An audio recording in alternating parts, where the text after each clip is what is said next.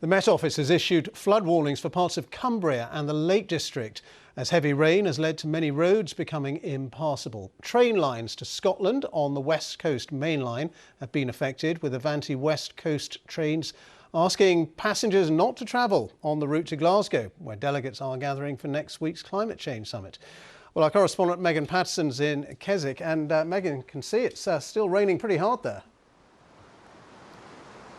Absolutely, heavy rain showers for much of this morning. In Cumbria at the moment there are 10 flood warnings in place. In Keswick, as you can see, the river behind me is flowing quickly, but crucially it's still within its banks. Over 24 hours in some parts of Cumbria, 12 inches of rain has fallen. Parts of the county have had disruption to their roads, as you say, also to the train network across the border into Scotland. Now, the Environment Agency say they've had reports of flooding to a handful of properties in the west of the county around Egremont and Cockermouth, but for the main part, flood defences are coping well so far. Cumbria is unfortunately familiar with flooding. Storm Desmond in 2015 damaged hundreds of homes, hundreds of thousands of businesses and homes, and it took the county years to fully recover. So understandably, when there's heavy rainfall like this over a short period of time, people are very anxious here. Now, the Met Office says it expects that the worst of this rain has passed. We expect that the rivers should peak here at around 3 o'clock this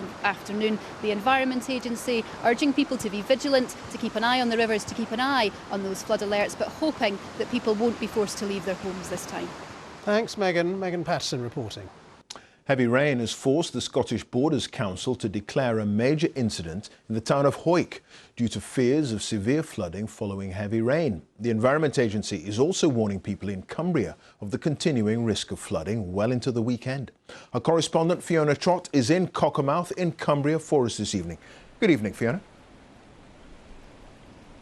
Hi Clive, you can see this fast flowing river behind me. That's what happens after a predicted month's worth of rain falls in just 36 hours. It's why since last night 60 volunteers here in Cockermouth have been working around the clock, going from door to door, checking vulnerable people are safe, helping homeowners who've been pumping floodwater from their homes. Around 40 properties affected in Cumbria, mainly in places where flood warnings are in place, like here and also Egremont.